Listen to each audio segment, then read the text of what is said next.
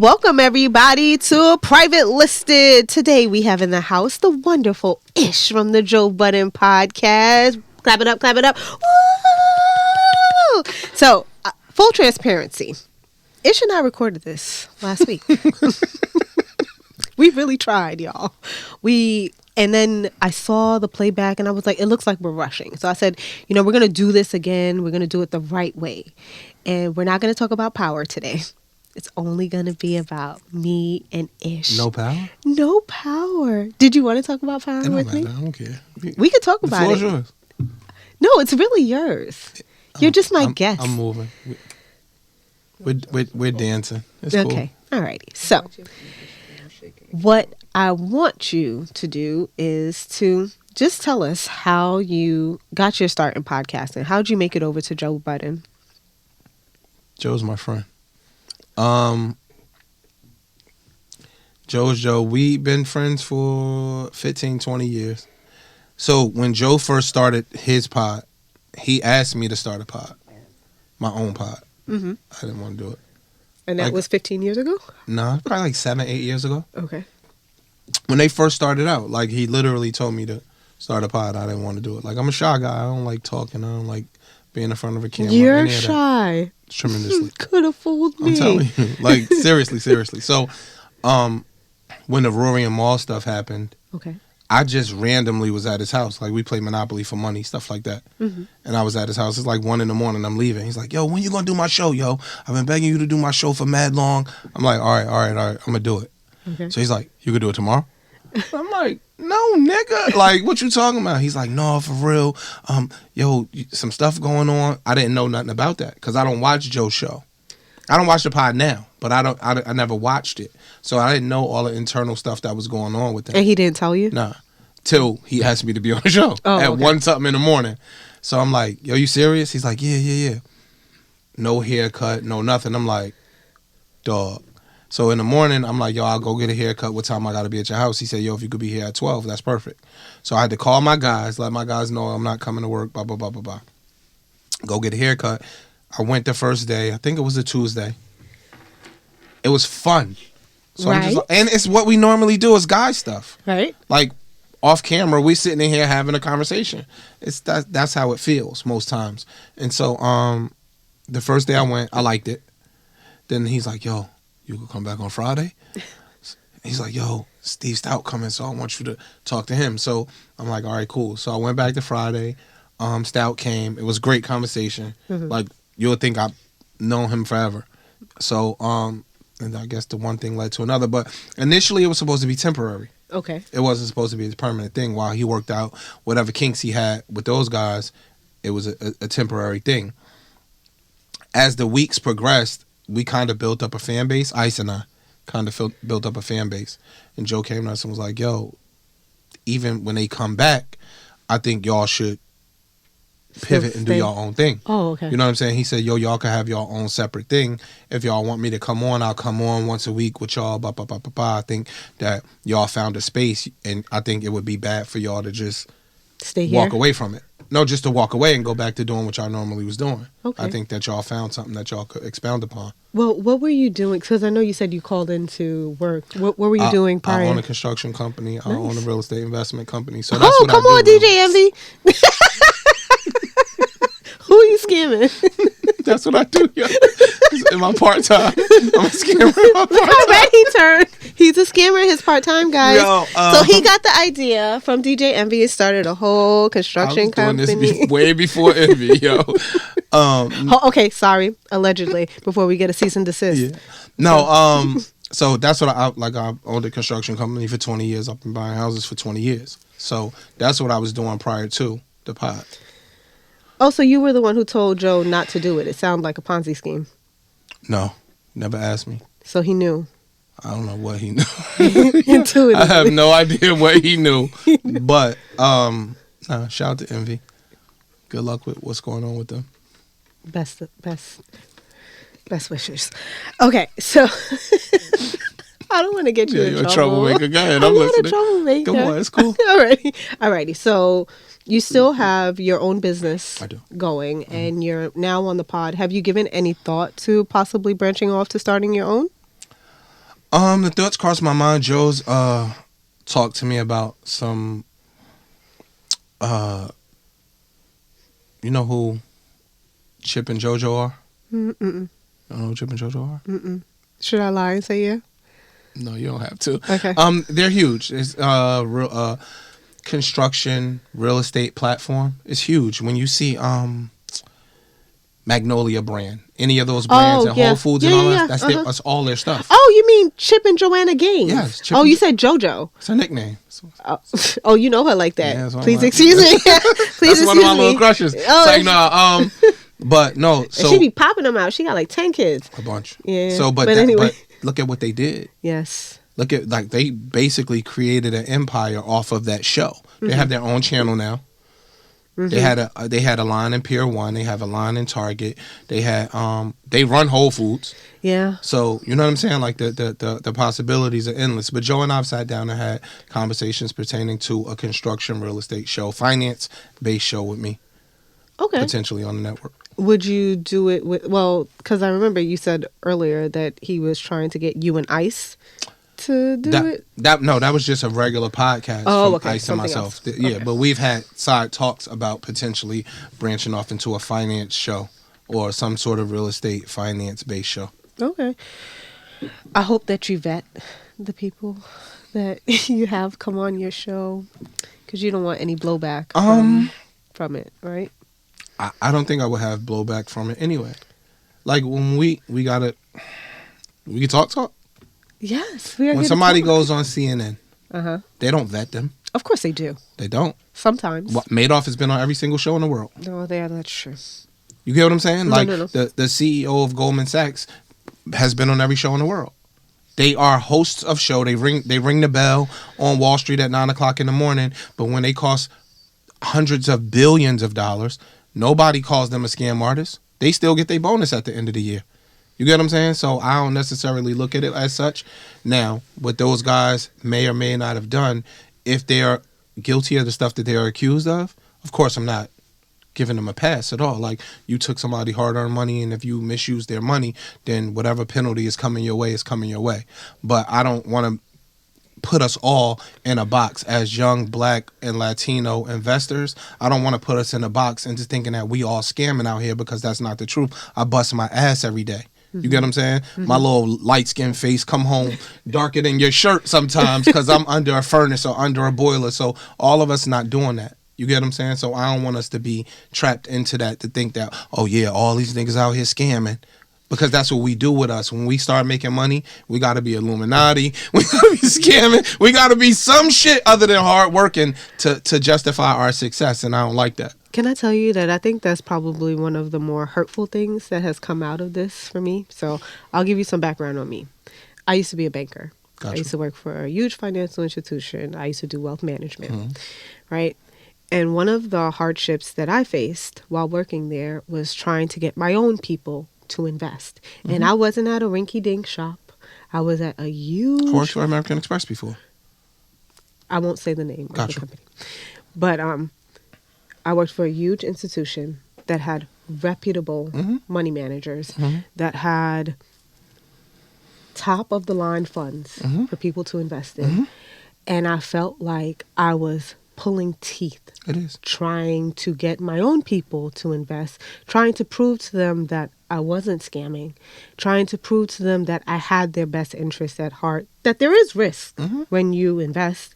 I made sure to give all of the information I could. I used to go to schools to try to talk to people, to try to get them like, hey, this is what you should be doing. This is why it is appropriate to open up a bank account, why you shouldn't give people your PIN number, or just simple things like that. Stop going to the check cashing place. The smallest things. The smallest things.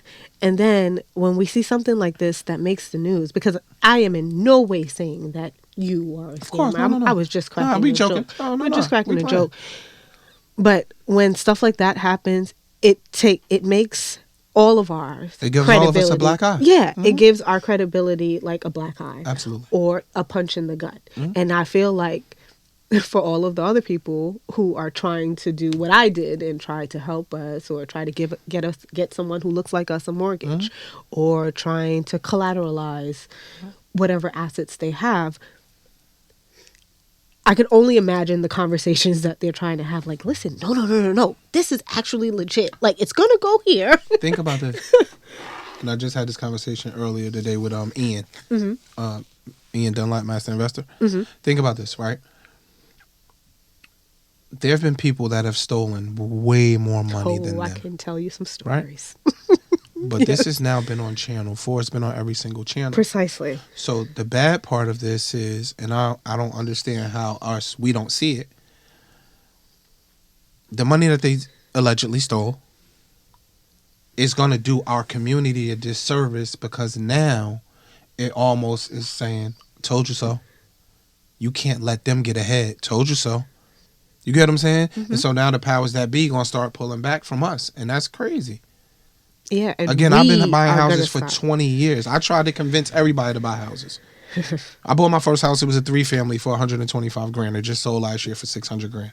Where, in Jersey? In Jersey. Okay. Not to mention the 20 years of rental income that came from that particular property. Right. You get what I'm saying? So, no. I just think it's gonna be a really big it's gonna be an uphill climb that comes from this. Yeah. Like, I worked for Amex, and the boss, just off of what you said, we can move forward. He told me I was young. I was maybe 22, 23, studying for my Series 7 and all that, no facial hair. He says, yo, white dude. He said, listen,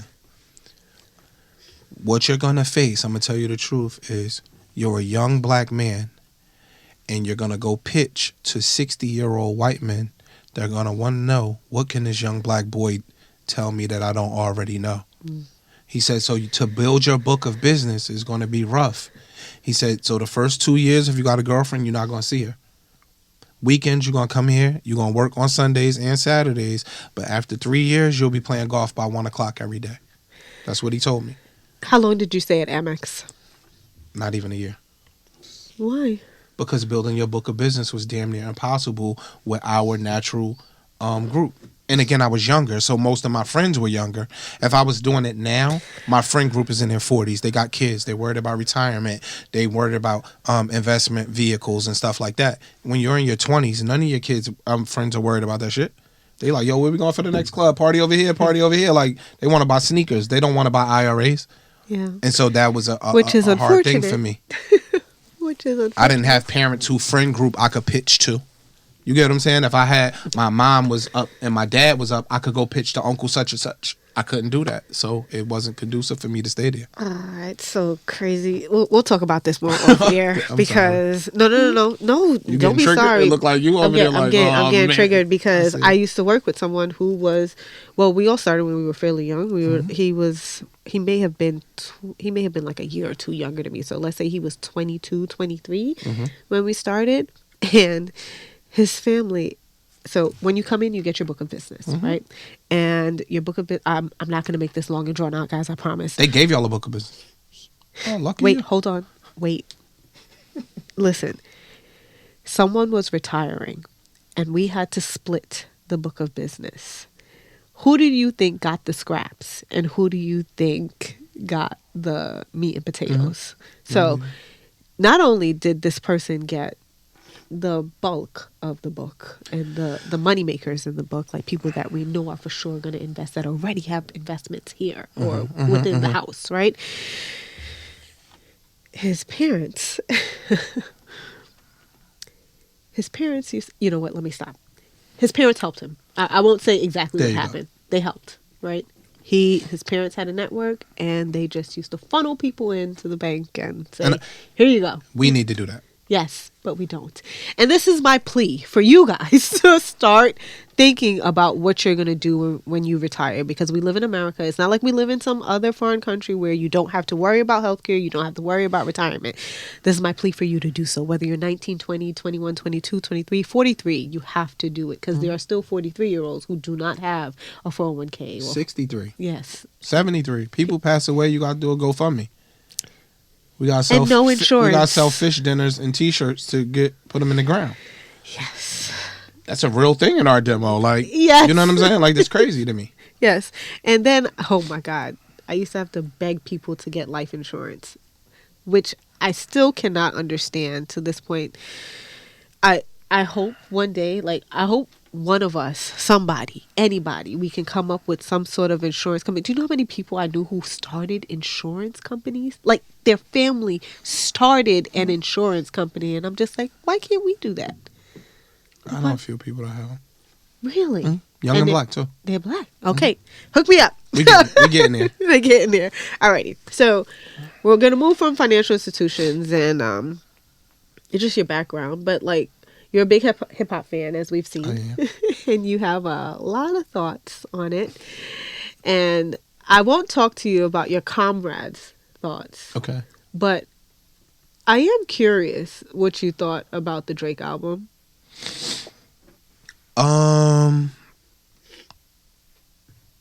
See, if you rank it based on his prior work, right? Okay. Or I'm a guy that tries to grade things. So from a 1 to 10, it was a 7 for me. This past one? It was a 7. Okay, why? Why was it a 7? It didn't have the meat and potatoes, the lyrical content. It didn't do it for me. Some of the production was good, but it didn't have a, oh shit, oh shit, you heard that? It didn't do that for me. And he can go. Like, when's the last time he went? What was the album with the pregnant women on the cover, pregnant dudes on the cover? Certified Lover. That. The timestamp on that. He got busy on it. I don't agree. It was one of the time. You know he go crazy on the timestamps. If he do a 2:30 in Akron, he about to get busy. Oh, that's what you're saying. He does. Oh, okay. I'm in Germany at 6 a.m. You better, yeah. He goes crazy on the timestamp. So whatever that timestamp was on that album, I think he was shooting at Kanye on that album. Okay. Cause the Certified Lover Boys, to me, it was like throwaways or shit that he had did in the studio that was like, I need to put an album out for the label, huh? Take that. But one of them songs, he did that recently. Okay. He went crazy on it. That's the last time I heard him really spitting. Do you think that it's fair, some of his, I guess his response to people who critique him, not necessarily who you work with and your friend, but just in hip hop in general, do you think that we've come to a point now that we can't critique artists because then it becomes like you're bashing the person, or they take it as though you're bashing them and not necessarily giving them constructive feedback? I don't know if that's just hip hop. I don't know if you. Well, let's just keep it to hip hop. Well, we then. could. Like, I think in hip hop, it's a big phony fraternity, and so I think that if I see you in a strip club or if I see you at an award show and I'm hugging you and I'm dapping you, I might do that a couple times. And so in that, you might have the perception that we cool or we friends. So when you get on a public platform and you diss my artwork, that could result in negative sales. That could result in taking money out of my kid's mouth. And so I think it's a really fine line when you do that. Like, so, let's say Joe and Drake have a rapport. They have a relationship. Right, and I think that their relationship is closer than they both put on for the public. I think they're really, really big fans of each other, and I think they really have a love for one another. And so, if Joe shoots at Drake, Drake might take it a different way than somebody else. And I think that even when we did the Drake review, Joe bigged the album up, right? But I think the clips got to Drake prior to the whole entire podcast. Mm-hmm. And so I think when you got people that are out here clickbaity and they trying to put the salacious shit, they'll chop it up to where it's only negativity. And now that comes across your radar, now you're going to shoot back, right? My man said that, now I'm going to shoot back. So I think that in the hip hop space, and you know what it takes to put an album out. You know the hard work that it takes to put an album out. So you'll just diss my shit instead of picking up the phone and call me. I think it's a real touchy subject. Is it? But shouldn't that go both ways? If they have a rapport that we aren't necessarily privy to, and when I say we, I mean the general public, right? If we aren't necessarily privy to that, but they are, he could have picked up and called him the same way too before blasting him on the internet and putting a whole 4-page essay out He did. in the comments or as But now your emotions are at play. So men have bigger emotions than women? I would say so. Oh, look at you try to trip me up. No, I would say that, again, if this person is somebody whose opinion I might respect, you have my phone number or you have a way to get in contact with me, you can reach out to me. This the day my album drops. You have millions of viewers. And again, Joe didn't diss the album. Okay. But if it comes across my radar like you did diss the album, then I'm going to fire back at you to discredit your opinion.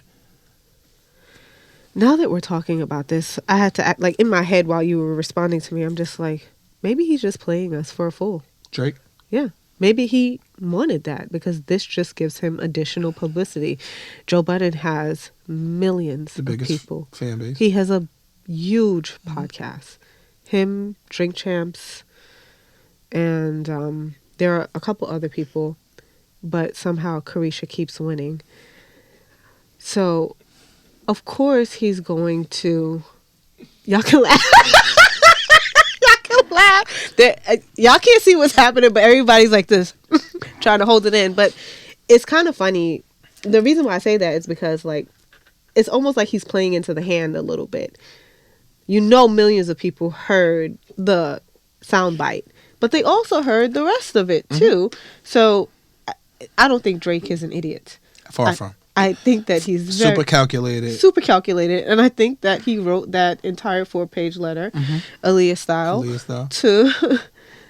to further drum to up. create the controversy, to make people go listen. To the album. It's genius. Yeah, it's genius. It's genius. I'm not knocking it. So he should say thank you, Joe Budden. He should. He should say thank you, Joe Budden. Now I have 7 of the top 10 songs on Billboard. Yes. Another number 1. Yeah, and Michael Jackson is The swirling in his urn at this point.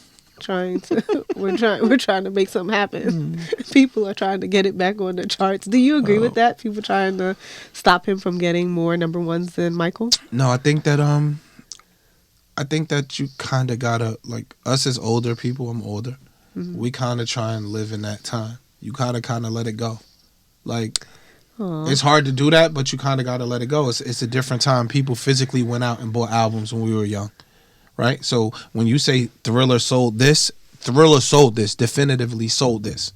When you start talking the streaming game, because the labels create the streaming system. Yeah, and they're buying the streams. Or so one day 1,000 streams might be worth one album sale. And 2 years later, 1,000,000 streams is worth one album sale. So how do we really gauge that? You know, when we get off air, I have so many questions about that. Like, who is gauging this? Like, is it like the collective bargaining agreement? Way more money than me. Yeah, where they go in every year and they go to the streaming companies, they go to Spotify, they go to Tidal, they go to Apple, and they say, okay, well, this year we propose that it's 3,000 that make it. You can artificially do stream. I mean, you can artificially buy albums too. The labels used to buy albums. Yes, they did. But it was harder than somebody setting up a streaming farm or somebody creating. What stops you from putting 20 million listens versus 2 million listens? Yeah. Nothing. So I don't know how we gauge that like we gauged real album sales back in the day. You know what I'm saying? Like, Michael Jackson used to get off a plane in Budapest and the tanks would be running beside that nigga with the whole entire... with the Captain Crunch yeah, shoulders. like with a military from another country. Motherfuckers passing out in a soccer stadium. That right there, fam, these niggas can't do. No shot to Drake. I'm not disrespecting Drake because Drake is Drake. Let's be clear. Drake is Drake. Did you go to the tour? I did not.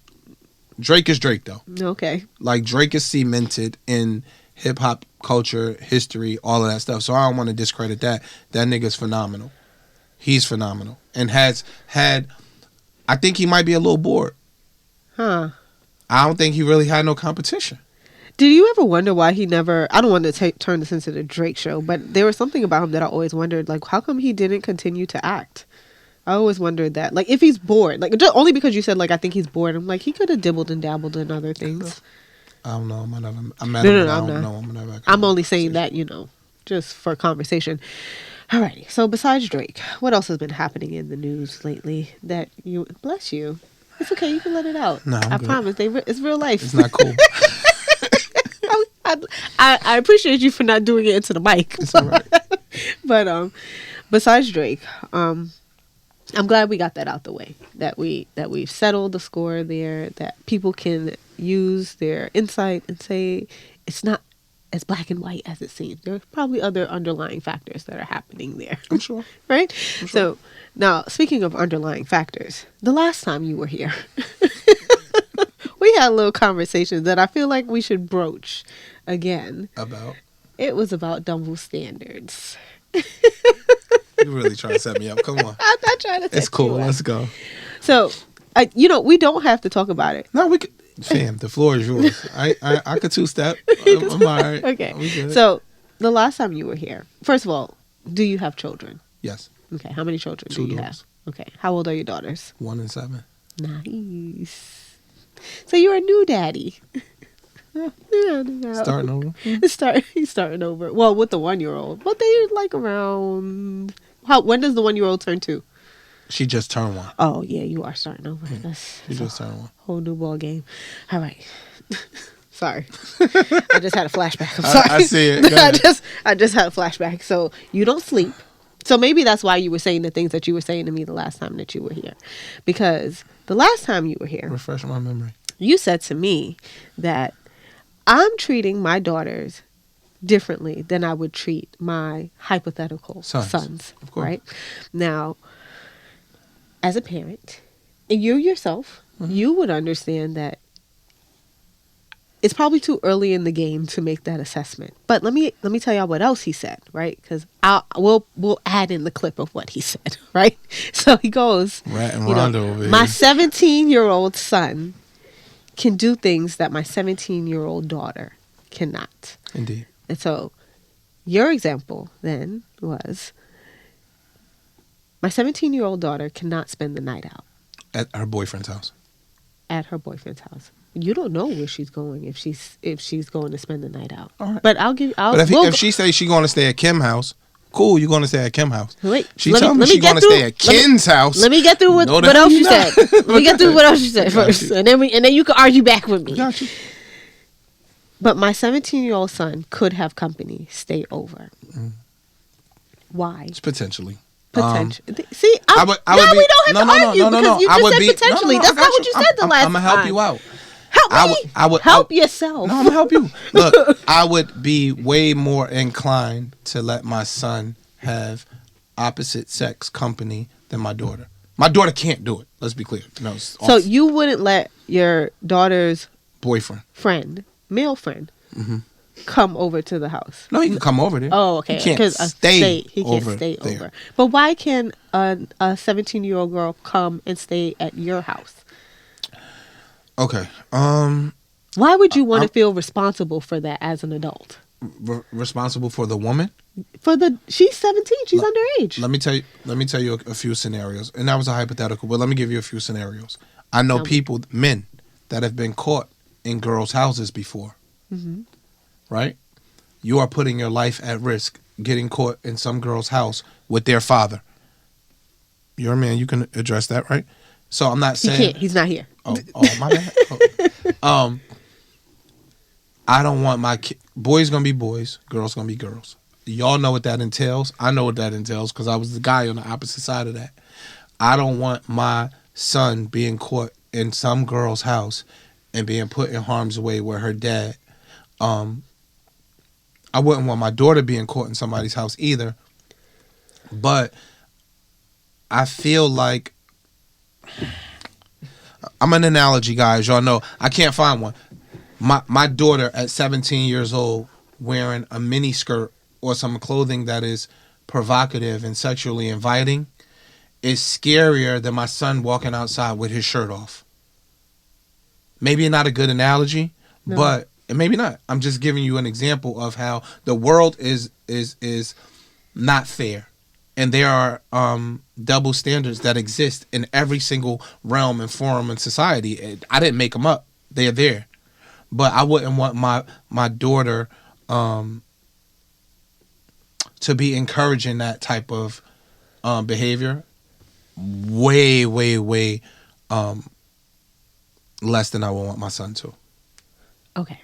So then I might not have worded it correctly, but I think the viewers will understand what I'm coming from, especially the male viewers. I feel would like agree we've with me. traded places. I feel like you're Melissa at this point, and I'm Ish right now How? because I feel like I feel like you kind of went back on what you said. No, listen. I would let my daughter. I would not let my daughter have overnight company. Right. That's out. But I would be more inclined to let my son do that. Mm-hmm. That's a conversation with his mom too. But if it was up to me, I would 1,000% let my son have overnight company more than I would let my daughter. Okay. So I don't want to backtrack and be on some phony shit. Nah, I said that. Okay. I think that when the time comes, because this is all hypothetical, Mm-hmm. guys. It's all hypothetical. I think that you may change your mind because you don't want to, as a parent, as an adult, You don't want your daughter getting caught in the alley with somebody. you don't want. I think you don't want to be responsible for having another child in your house. It's possible. I think you may change your mind on It's that. possible. I think so. So okay, let's move off of that and let's go to something more lighthearted. Let's talk about some rap. This is my favorite topic with you. Why me? So you can shoot at me? No, because we have I think we have a range of rappers that we both like and dislike, right? In terms of who we have in our top 10s, right? So prior to How old are you? I'm not going to say on air. You're in my ballpark. I'm between 25 and 35. Oh yeah, you're not in my ballpark. But go ahead. So who's in your top 10? Or who do you think should be in everyone's top 10? See, I can't because if somebody is 30, the people that I grew up to listening to, they look at them like they whack. Do you think that that's really prevalent now? Absolutely. Yeah. I think that you don't know what Ice Cube was. You look at Ice Cube like he did Friday. You look at No. Ice Cube like he's the dude from the Big Three. Okay, so take me out of the equation. Not you. My, I'm sorry. Yeah, Not because you. my hip hop, my scope of it is probably a little bit more advanced than somebody No, I who was would talking be about like a in our- 28-year-old, a Oh, 30-year-old. okay. They don't know what Ice Cube death certificate was. They don't know what America's Most Wanted is. They don't know what the impact that NWA had on hip hop or on our community and culture. So they're not gonna look at them the same way I look at them. Pac was dead before some of these kids were born. Mm-hmm. They don't understand that when Hit 'Em Up came out, the world stopped. Nobody had done some shit like that. Like start talking about people for real. No subs. And like naming names. I'm shooting at you, your mother, your family, your cousins, your disability, all of that stuff. Nobody did that then. Right. Uh-huh. And people- naming names. Yeah, like people wasn't don't a understand thing. what Big Daddy Kane or Rakim were. Cool G Rap. They don't understand that. So are those people in your top 10? My top 10, Jay's number 1, of course. Okay. Pac. I'll throw Face in there. This is in no particular order. No order. Okay. Jay's number 1. All And Pac's number 2. the time. All the wow. time. They don't change. So you think Pac was a good rapper? Lyrically, he wasn't the most intricate. I think that he was emotional. I think he got his point across better than most. Yeah. And he rhymed Hennessy a lot with a lot of Jay-Z things. rhymed Lexus a lot.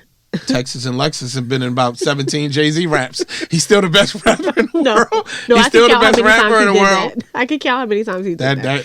But Pac, it's a little extensive. But keep going. I'm sorry. Cool. I didn't mean to cut you off. Me. It's all right. I got you. I'm with you. But Pac put emotion in raps that a lot of men wouldn't dare share back then. Mm-hmm. You know what I'm saying? Even today, a lot of dudes won't do that. I think a lot of rap now is kind of emo, but keep going. It's different. But LL got to be in your top 10. Huh. For what? LL was LL. Okay. Nobody will know that. That's 30 years old. You get what I'm saying? No. How I many see did what you're saying list? I now. said So we did LL, Jay, Pac. Pac, Face, who else? LL, Ice Cube, Rakim, Big Daddy Kane, Okay. Cool G Rap. I'm at 8. Oh yeah. A lot of people don't mention Cool G Rap anymore. Yeah, KRS-One. I'm at 9. Wow, no Nas. I might throw Big in there. Big at the 10. This is wow. That's He's my from 10 to round off my 10. I'm not saying Big is number 10 in that equation. I was just naming people off the top of my head. But Jay and Pac are 1 and 2. And then that 10 will round them off for me. Well, what's your favorite Pac album? Me Against the World. Why?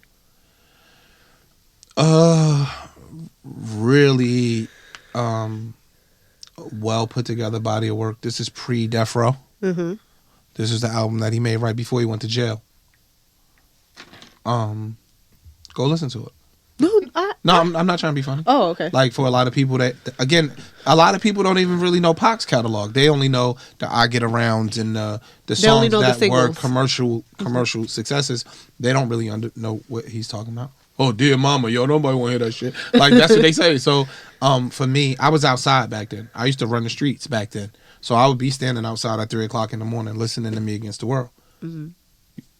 No, So I got that you. was, I think that's probably how a lot of people feel about maybe Jay-Z, Nas, Biggie, because that's like the soundtrack to their life. And True. for you, Pac would be a part of your soundtrack. Yes. And that's probably why you have a little softness for him, Maybe. and that's why he gets to be so high up on the list.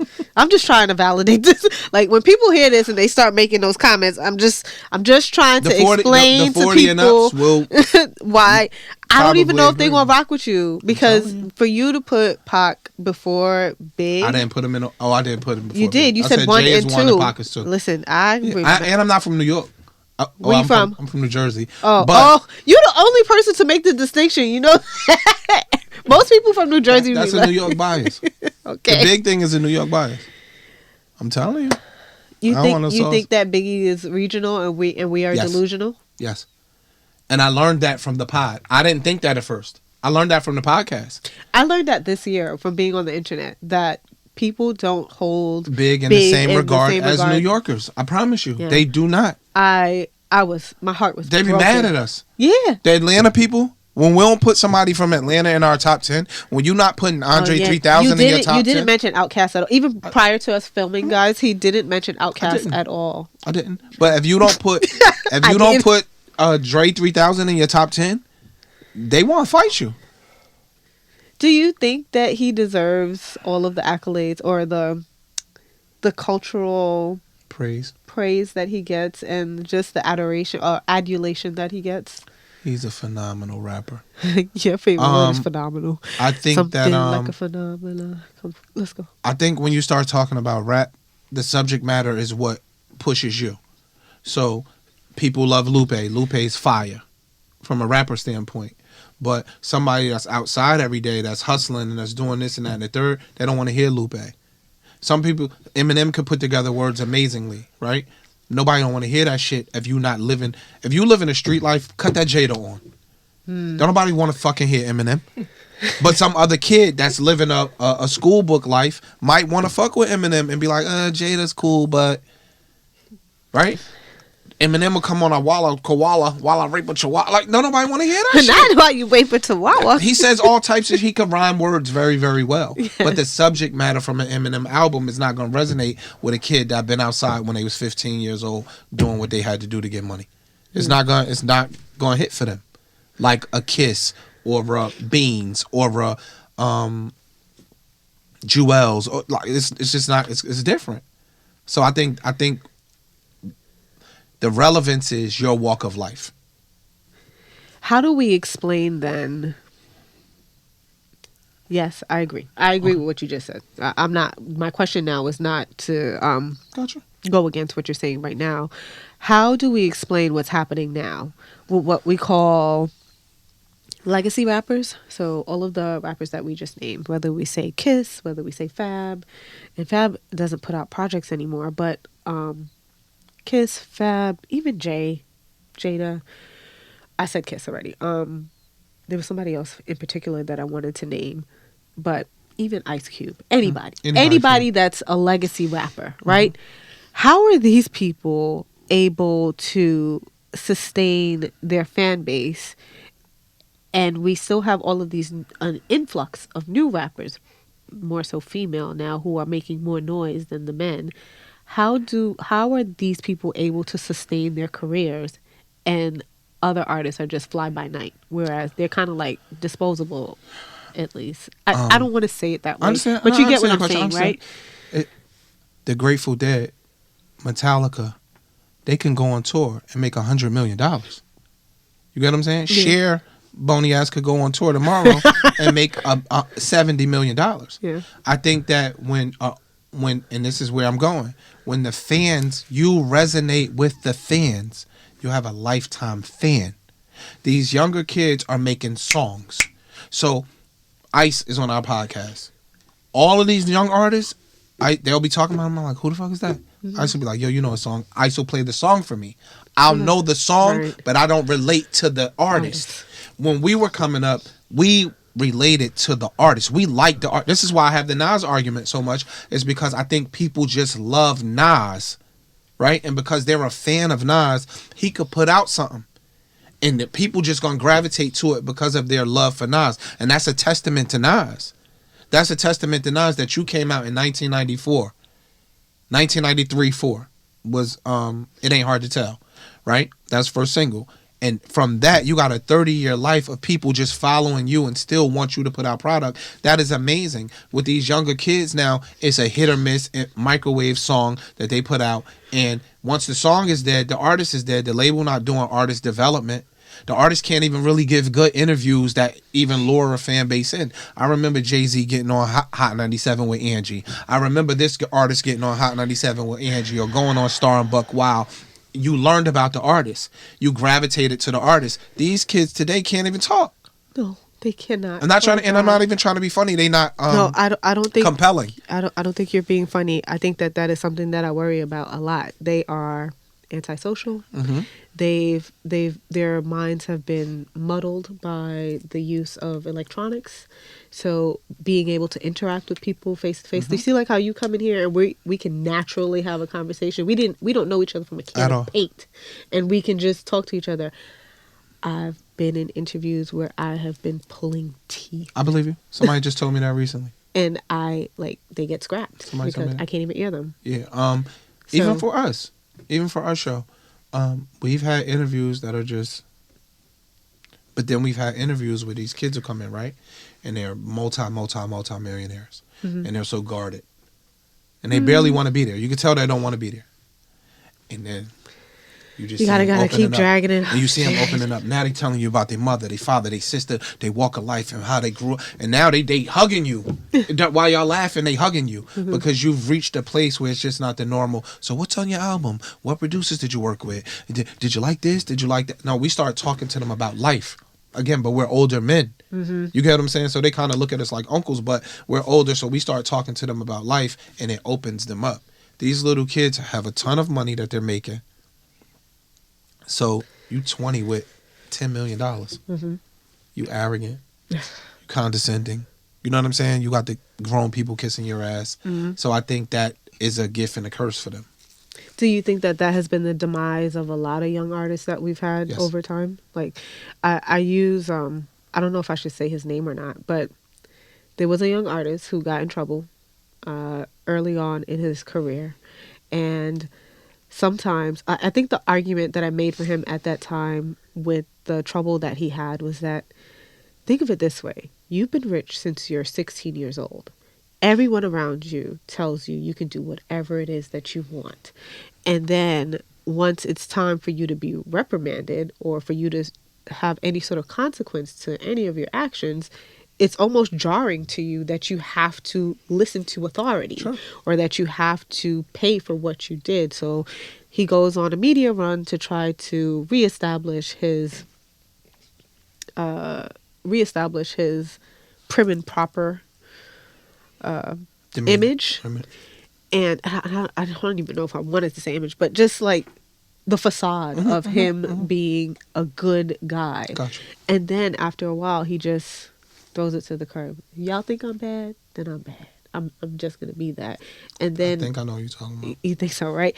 But then we move to a place of, okay, now I'm not doing any more interviews. I don't have to do that anymore. And then it just reminds me of what you said about then they become guarded. And then we don't get to know the artists the way how we used to know them before. So there's no more interviews with Angie like there used to be.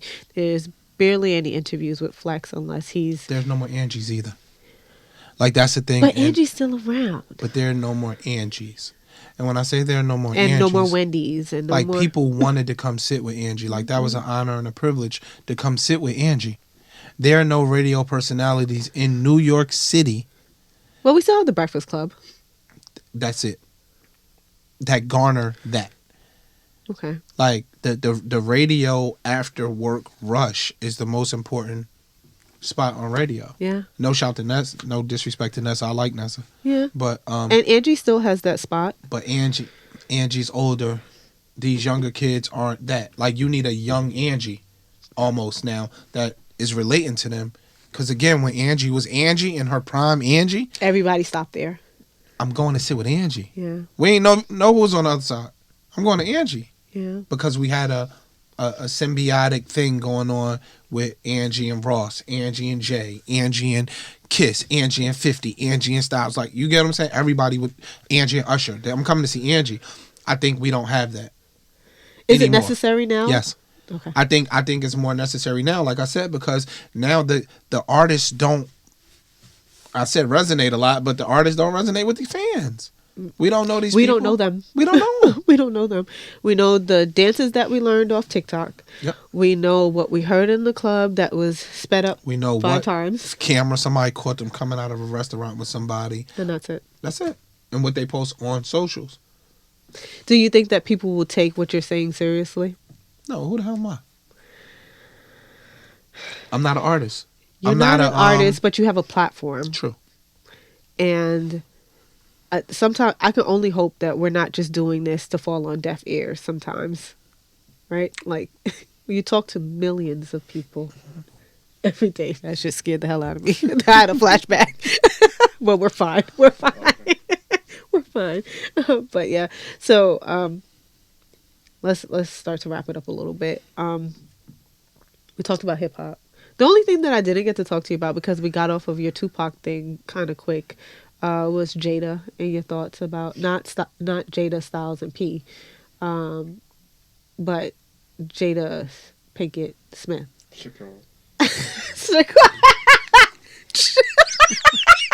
I'm sorry. We can cut that. But Jada Pinkett Smith Shakur. I think so. We're about to fight. I'm telling you, we're gonna fight. No, we're not gonna fight. I'm really trying to keep a straight face with this, because I think I just brought something full circle. Maybe for myself, right? Oh, look at that. Maybe for myself. We all may not agree with what she's doing right now. But you said something earlier that a lot of these kids, or a lot of people right now, don't know who Tupac is. They may not have listened to his album. But I think in her own little way, she brought Tupac back to the masses. And now people can reevaluate. Let me get it out. And now people can go back and listen to those albums because she brought his name back to the forefront, right? Wrong. Wrong. I really tried. I don't know how to save her from this. I can't save her from herself. But what are you asking me? What's the question that you're asking me? So I'll answer it. What's your question? I guess the question that I'm asking you is it okay that she's bringing him up now? He's your number 2. Wouldn't you want him to be brought up in any way so that, and I'm being serious here, that people can find out who he was or is? Listen, if somebody's close to me, right, for you to keep their memory going for eternity is not a bad thing. Okay. Right? You don't have to do that at the detriment of your husband that worships the ground you walk on publicly every single day. But does he do it in private? I don't know. But look at the layup. You just left it right there by the rim. The fact that he does not in public disrespect, humiliate, or any other thing to her. She had a public spectacle that took place 1.5 years, 2 years ago, right? That could not have been easy for them and their family. We're talking about the slap guys? No. Entanglement. We're talking about the entanglement. That could not have been easy for him to Oh my go God, I on. forgot Look, about let me the tell you what he entanglement. did. Sorry. No. I'm sorry. We're rich. No, you're right. I'm We're sorry. rich, I rich. forgot about the entanglement. I'm so sorry. I forgot about the entanglement. Everything I said about Jada, guys, I take it back. No, I forgot about that. Oh my God. See my point? We're Yeah. rich. Will Smith is rich. He worships the ground she walks on. Well, there's to not the public. a thing to the public. There's not a thing in this world that she can't get financially from him. Will we all agree to that? No, I agree. So now, to make her ratings shoot through the roof on Facebook, For red table I talk. sat there at the red table talk, and my eyes were as red as the table, listening to you tell me that you fucked our child's friend. Huh. See those double standards? Yeah. Yeah. Now you're gonna acknowledge him, huh? See those So double look, standards? same double standard. Now take Will Smith. Had Will Smith fucked Willow's friend that came into their home under a guise of protection because she was mentally and emotionally scarred and going through life issues. And Will Smith saw this person that was emotionally broken and took advantage of that. Will Smith would go down in history like R. Kelly damn near. Not to that level, but women would never, ever, ever have let up off of him. But keep it real, like, I'm not judging them. I'm talking about what society's response would have been. August Alsina was an adult. He was. So it's not the same as R. Kelly. By no means am I saying that. And most of those women were adults too. What Some I'm were underage. what I'm saying is he was broken per them. Emotionally and mentally broken. He came into that household for solace and for security. Right. He was vulnerable. And you had a relationship with him. If you take the shoes off of her feet and put them on Will's feet, he might not never make another movie again. Do you think that we are able to separate the art from the artist with some artists? No, we pick and choose based on who we like. That's true. We And pick and choose based on who we like. you don't think that we like Will enough to see past that? Because I feel like He they didn't do see. nothing. I feel no with your example, because people see past the allegations of him being with other women. One, with all of his co-stars. hold up. So the white female co-stars. one, People it's see an past it. allegation. Well, Even yeah. if it's true, Uh-huh. he's not publicly every birthday for Eva Mendes or Margot Robbie, the ones that they have allegedly linked him to. He's not Allegedly. throwing that in her face every birthday of theirs. He's not writing a memoir saying, yo, Margot Robbie tried to propose to me. Dog, do you know what black women would be doing if that was coming out every year? Every anniversary, she puts out something with Pop. You ain't have to tell the world he proposed. You ain't have to tell the world he got alopecia. Dog, it's at this point now, your husband had to give his Academy Award back over something that happened as a result of some of your stuff. I don't think he should have gave it back, but that's just me. That's neither Whatever. here nor there. Right. What I'm saying is the road that she's put them on has had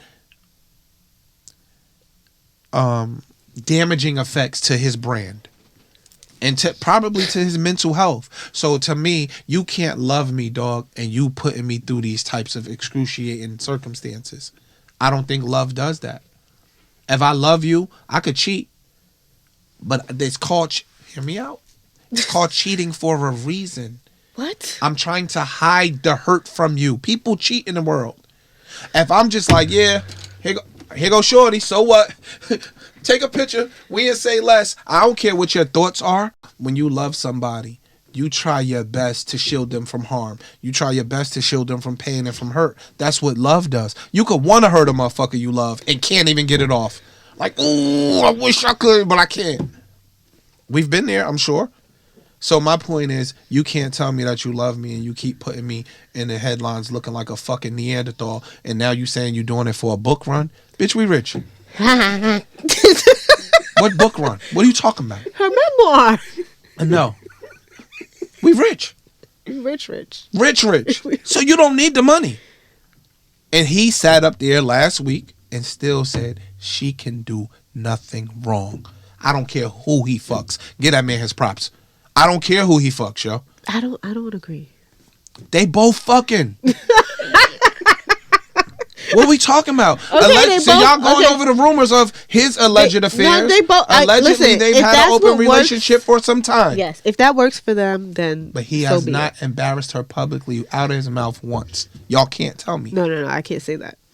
I can't. At least I can't think of it. He wrote a book because that's the justification by the women. Oh, he wrote a book yeah, and he did, disclosed right. some of his stuff. He said she ain't never want to get married anyway. So see, well, he didn't not- just say that. He said a lot of things in that book. might have.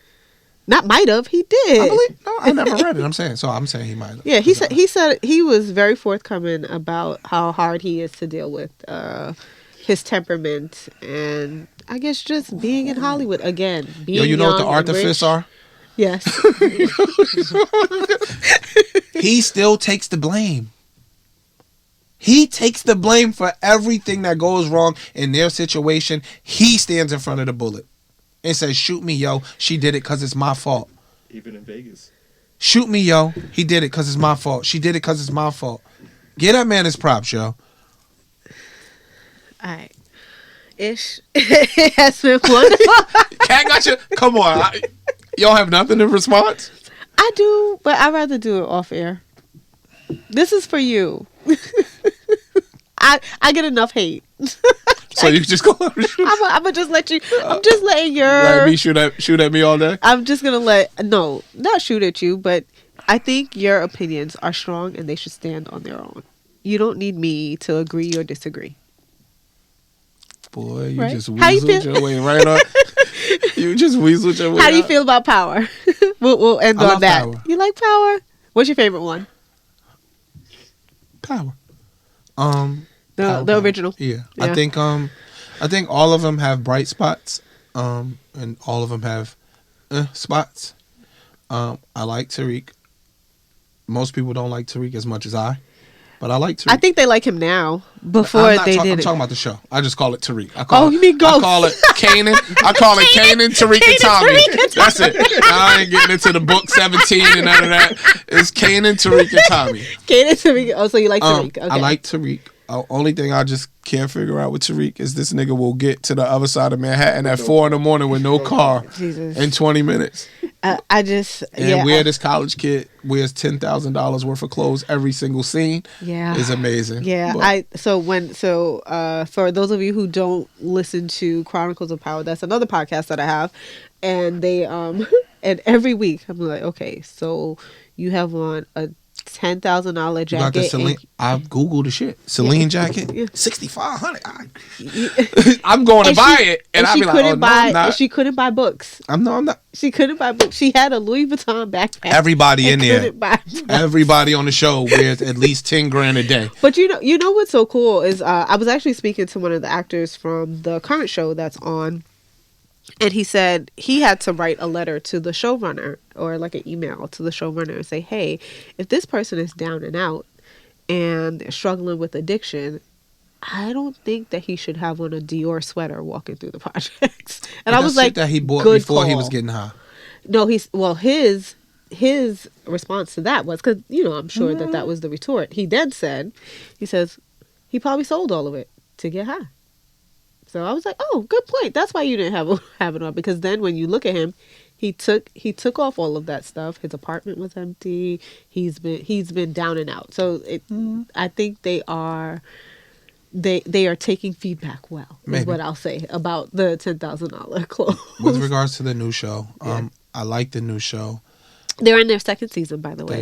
They are. They are revamping. I like the show. Again, I think I like it more than most. I argue for it. I think that the storyline could be fire. It really could be fire. I think the character development needs to come along. It's coming. Vic is a clown. Yeah. In the first season, he wasn't really a clown. He had promise. I don't want to talk about Vic. I don't want to talk about Vic only because I feel like I know what they're doing. So I'll say this, and I've said it on the podcast. I feel like certain things didn't work in the first season, and they are getting rid of it. They have a new showrunner. Whoever the first showrunner was, he's gone, and they are killing whatever it is that he brought into the show. So the Flynns, They are dismantling the Flynn's. The so Serbs. the Serbs are going to be out of here. So Okay. we are on a 2-week break. By the time you guys see this, we probably have like a 1 week. We air again November 3rd. So we're gonna have wire power. No, it's they're 2 weeks off at I'm this saying we're point. gonna have the wire for power.